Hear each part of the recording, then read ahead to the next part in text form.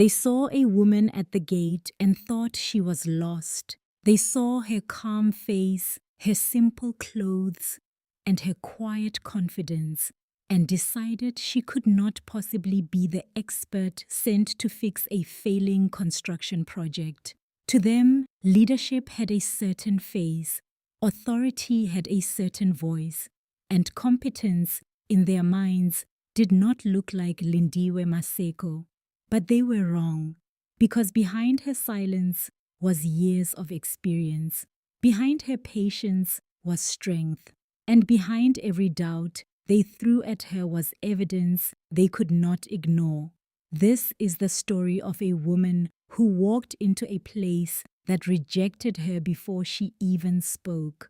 A woman who was mocked, questioned, and underestimated at every turn. But instead of fighting with anger, she fought with truth. And by the time she was done, the same people who said she did not belong had no choice but to listen. This is the woman they said did not belong. Let's dive in. When the security guard stopped the woman at the entrance of the construction site, everyone laughed. They thought she was lost. They thought she had come to sell food. They thought she was someone's wife, someone's cleaner, or someone looking for directions. Nobody thought she was the person who had come to save the project. Her name was Lindiwe Maseko. She was 38 years old, quiet, focused, and the kind of woman who did not need to raise her voice to be heard. She had grown up in a small township outside Witbank, where the dust from coal trucks covered windows before lunchtime, and children learned early that life did not make space for people who waited too long. Her mother had sold fruit near the bus stop. Her father had worked as a fitter until an accident left him with a damaged leg and no steady income. From a young age, Lindiwe knew what it meant to be underestimated.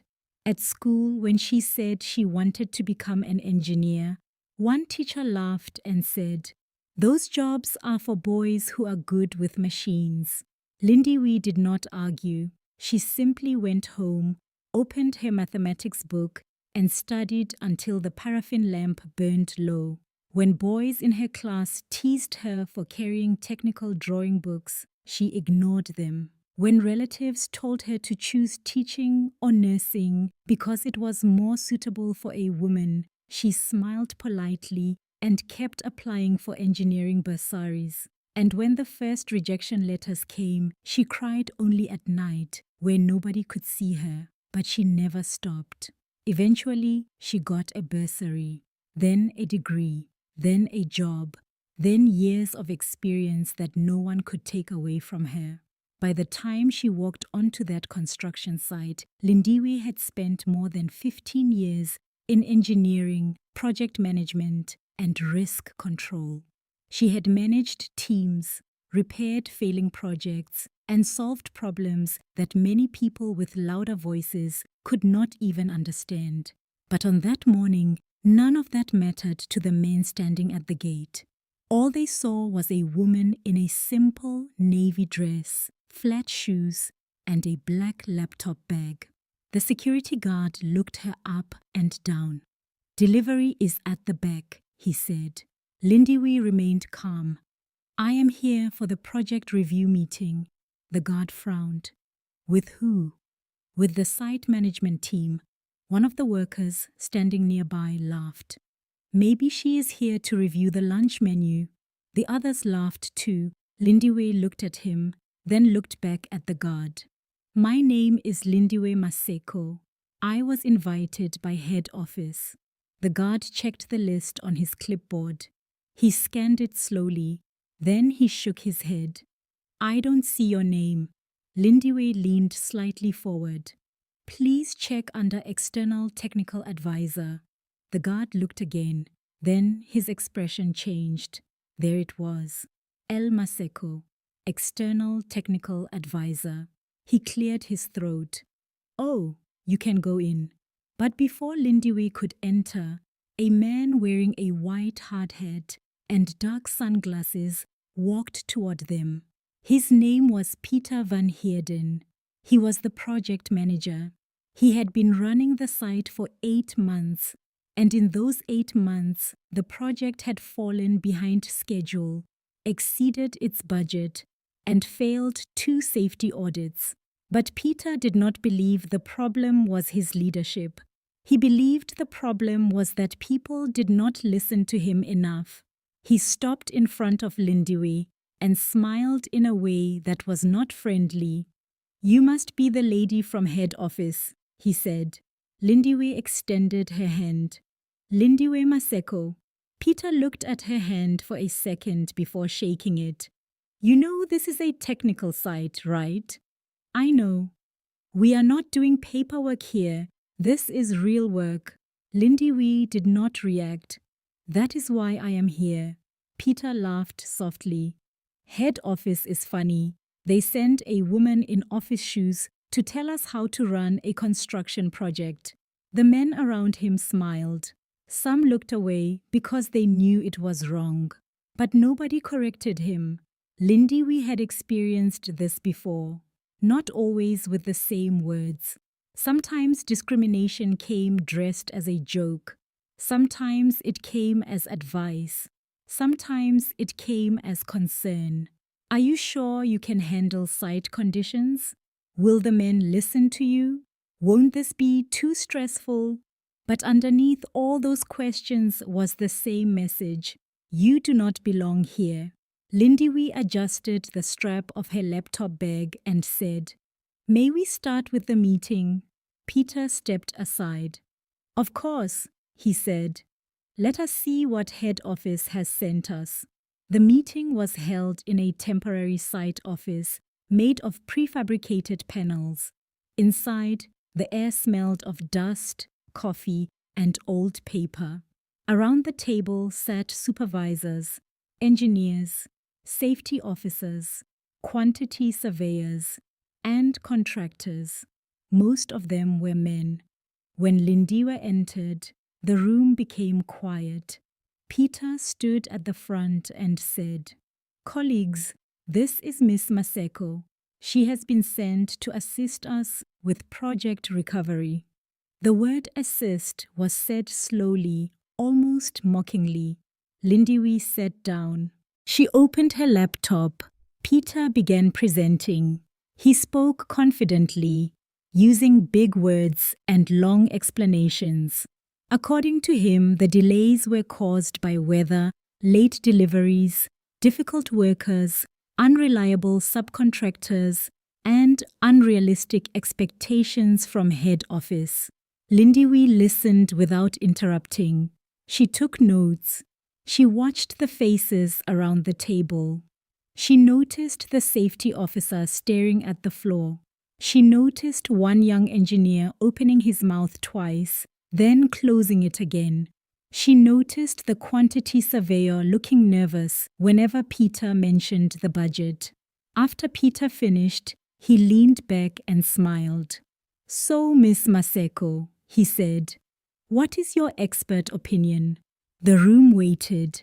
Some expected her to speak softly.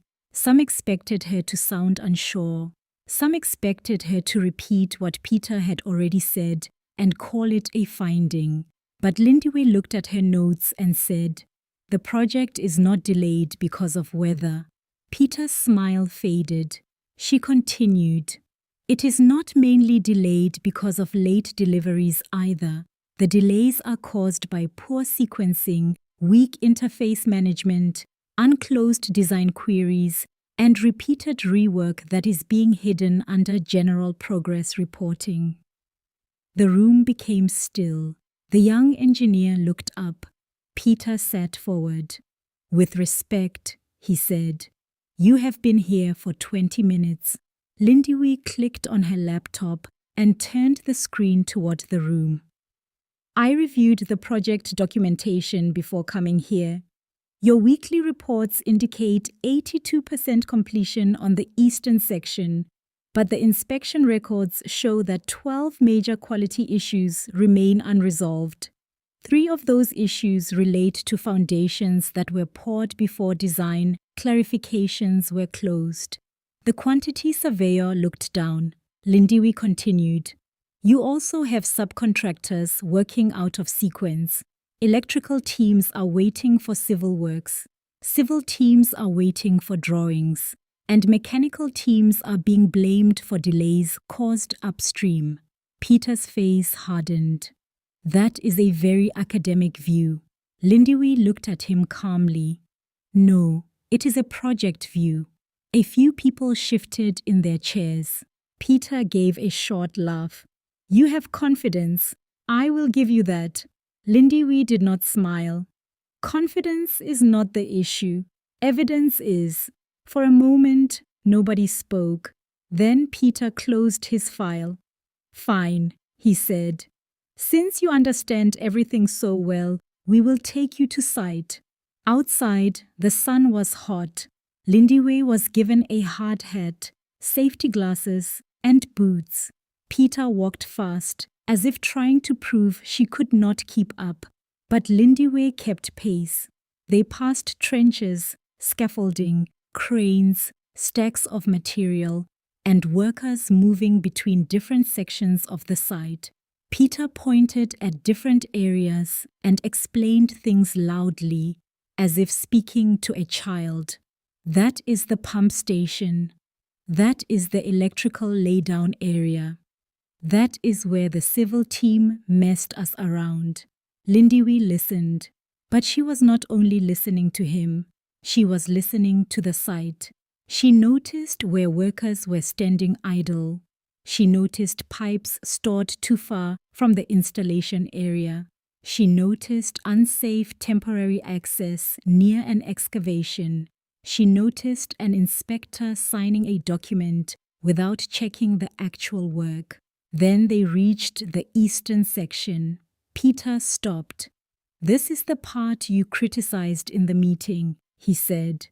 As you can see, work is progressing. Lindiwe looked around carefully. Then she walked closer to a concrete structure and crouched slightly. One of the supervisors whispered to another man, Now she wants to inspect concrete with her eyes. They laughed. Lindiwe ignored them. She took out a small torch and looked along the edge of the structure. Then she stood up. Who approved this pour? The supervisor stopped laughing. I did. Was the reinforcement inspection signed off before the concrete was poured? Yes. By who? The supervisor hesitated. By the inspector. Lindiwe looked at the quality file. Then she looked at the structure again. This section may need to be opened. Peter laughed loudly. Opened? Do you know how much that will cost? Lindiwe looked at him. Less than rebuilding it after failure. The laughter stopped. Peter stepped closer. Miss Maseko, you need to be careful. You cannot walk onto a site and start giving dramatic instructions. Lindiwe looked at the supervisor. Please arrange for non-destructive testing today. Peter's voice rose.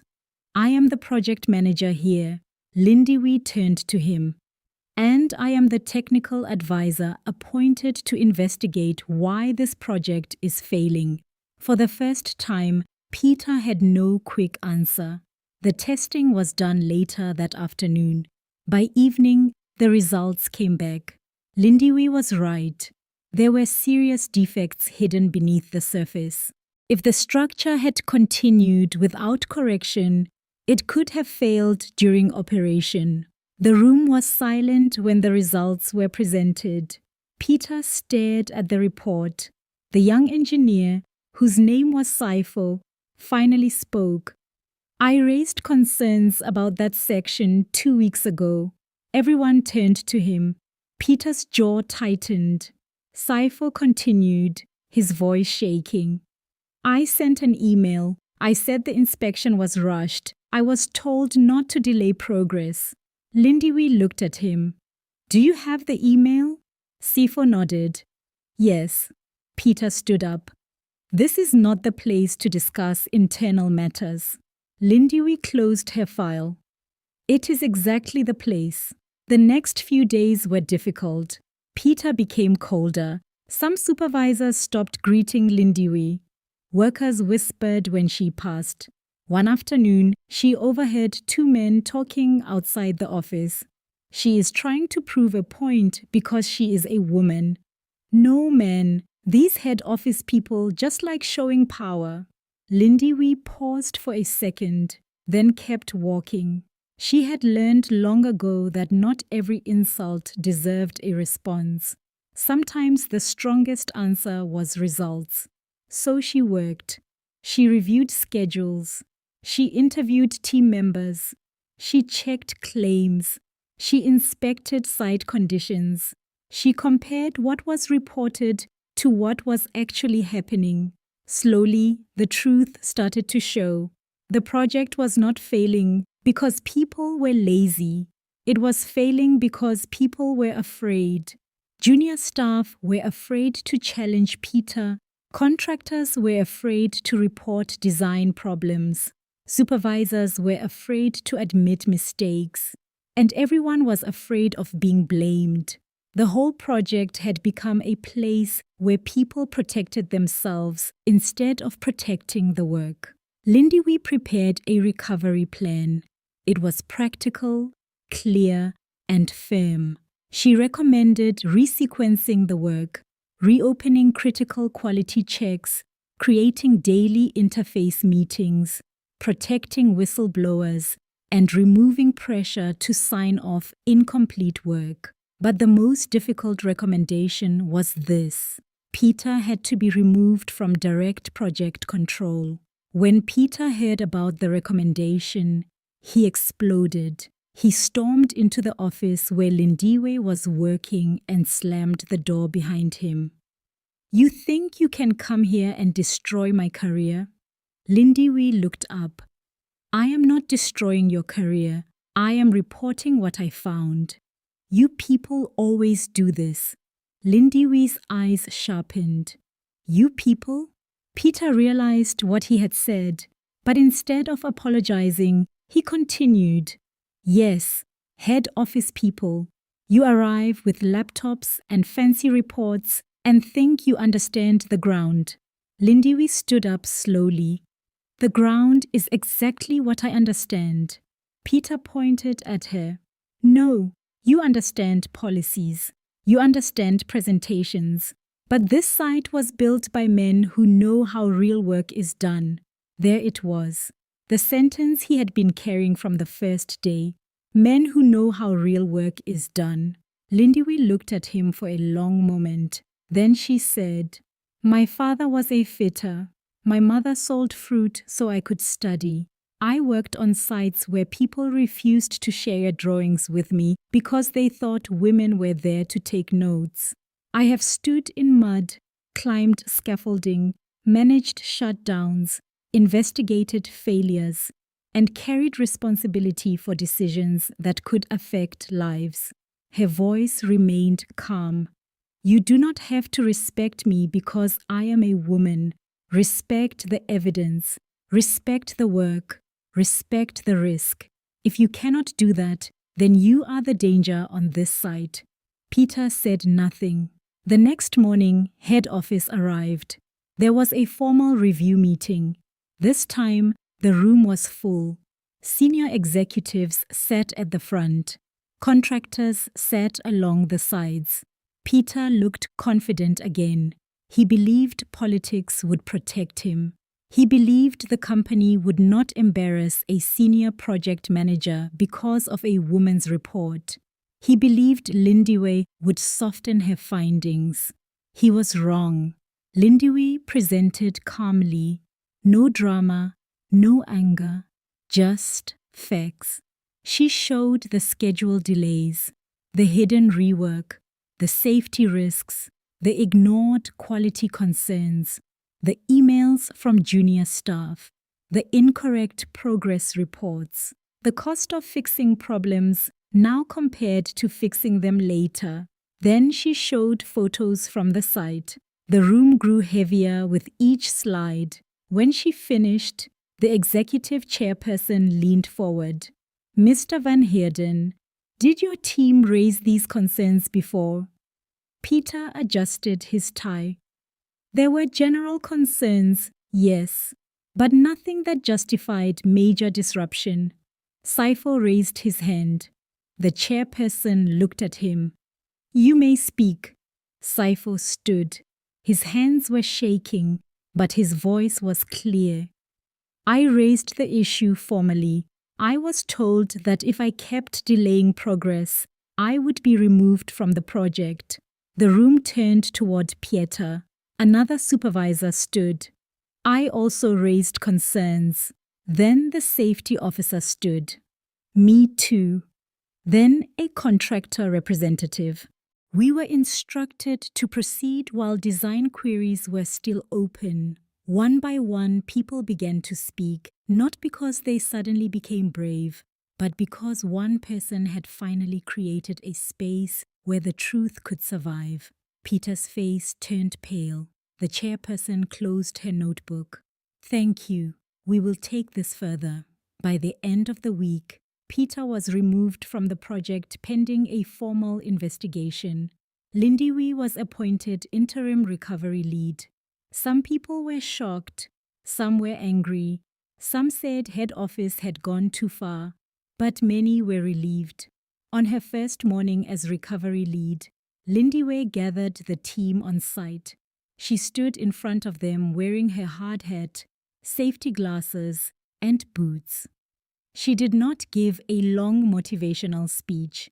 She simply said, "This project will not be recovered through fear. It will be recovered through honesty, discipline, and respect. If there is a problem, report it. If there is a risk, raise it. If something is wrong, we fix it. Nobody will be punished for telling the truth." Then she looked around. And one more thing. Nobody on this site will be judged by gender, age, accent, background, or job title. The work will judge us. The results will judge us. At first, people were cautious. Then slowly, things changed. Daily meetings became honest. Young engineers started speaking. Supervisors stopped hiding delays. Contractors coordinated better. Safety issues were fixed before they became incidents. Quality checks became real again. The project did not recover overnight. Nothing meaningful does. But week by week, the site improved. 3 months later, the project was back under control. 6 months later, it passed a major audit. By the end of the year, the same project that had nearly failed was recognized as one of the company's strongest recoveries. At the awards ceremony, Lindiwe was invited to speak. The hall was full of executives, engineers, contractors, and employees from across the business. As she walked to the stage, she saw familiar faces from the site. Saifo smiled proudly. The safety officer nodded.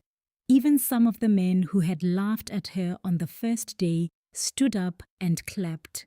Lindiwe reached the podium. She looked at the award in her hand. Then she looked at the audience. When I arrived on that site, she began, some people thought I was lost. A few people laughed softly. She smiled. They were partly right. I was not lost geographically. I was lost in a system where people still believe leadership has a gender, competence has a face, and authority must sound a certain way. The room became quiet. She continued, discrimination does not always shout. Sometimes it laughs. Sometimes it questions your presence. Sometimes it calls you sister when it knows your title. Sometimes it says you are emotional when you are accurate. Sometimes it says you are difficult when you refuse to be silent. People listened carefully. But this story is not only about me. It is about every person who has ever been underestimated before they were heard. It is about every woman who had to work twice as hard to be considered half as capable. It is about every young professional who saw something wrong but was too afraid to speak. It is about building workplaces where truth is stronger than ego. She paused. Then she said, "The project was not saved by one person. It was saved when people were finally allowed to tell the truth."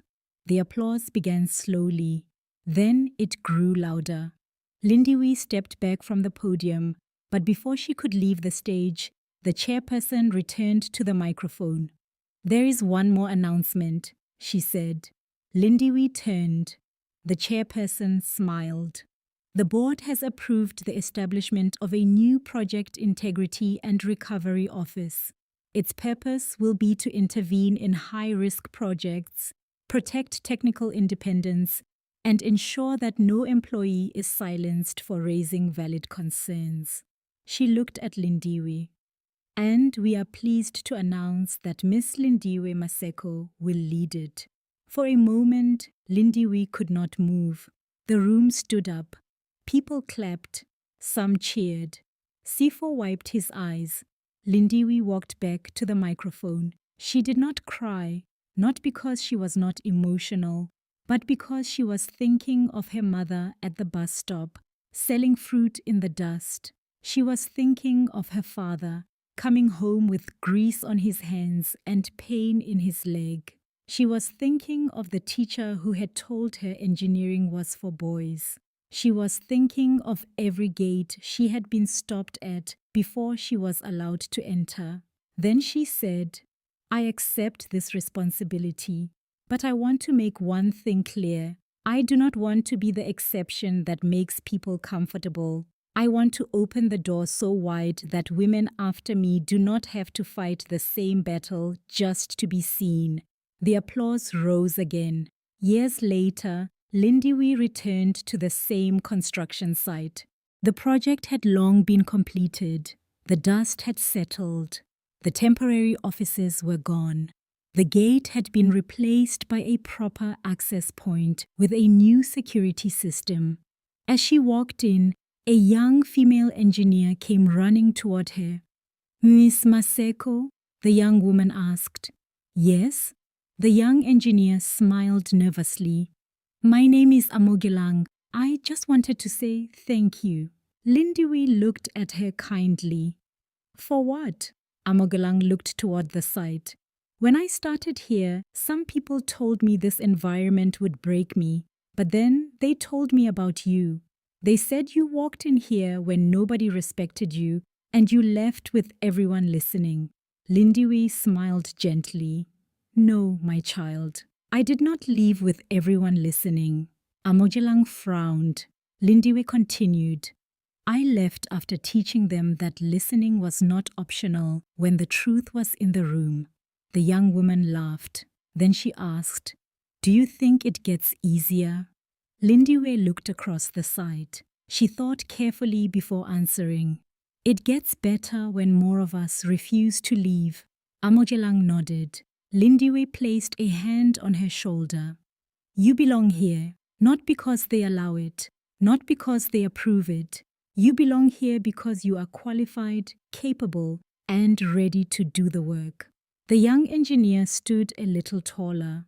That evening, as Lindiwe drove home, she passed a group of schoolgirls walking along the road in uniform. One of them was carrying a mathematics textbook against her chest. Lindiwe slowed down slightly and smiled. She wondered how many girls were still being told they were too soft, too ambitious, too loud, too quiet, too female, too different. She wished she could stop and tell them all the truth, that the world may question them, that people may laugh, that some doors may close before they even knock. But she also wanted them to know this.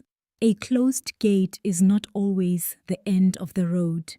Sometimes it is just the first witness to your arrival. And one day, the same people who ask why you are there may be forced to ask how they ever worked without you. And so, Lindiwe's story reminds us of something powerful. Sometimes people will judge you before they know your name. They will look at your gender, your background, your age, your accent, your clothes, or where you come from, and decide what you are capable of before you even speak. But their opinion is not your limit. Lindiwe did not win by shouting louder than everyone else. She won by standing firm. She won by knowing her work. She won by allowing the truth, the evidence, and the results to speak louder than discrimination. Her story teaches us that respect is not always given freely. Sometimes it is earned in difficult rooms, at closed gates, and in places where people secretly hope you will fail. But it also teaches us this: when you know who you are, you do not need everyone's approval to begin. You only need courage, preparation, and the strength to keep going when others underestimate you. Lindiwe did not just save a failing project. She changed the culture around her. She gave others permission to speak. She proved that leadership is not about being feared. Leadership is about creating space for truth, accountability, and fairness. And perhaps the greatest lesson from her journey is this: never allow discrimination to make you smaller. Never allow doubt to silence your gift. And never walk away from a place where you truly belong just because someone else failed to recognize your value.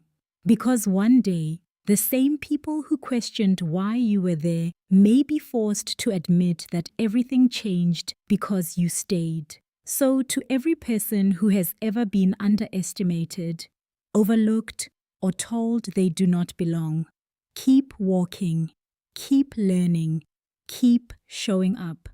Your presence may be uncomfortable to some people, but your purpose may be exactly what the room needs. And remember this: you do not belong because they accept you. You belong because you are capable, prepared, and worthy. That is the lesson of the woman they said did not belong. Don't forget to like and subscribe. Comment below what your experience is like as a woman in the workplace. Let's discuss.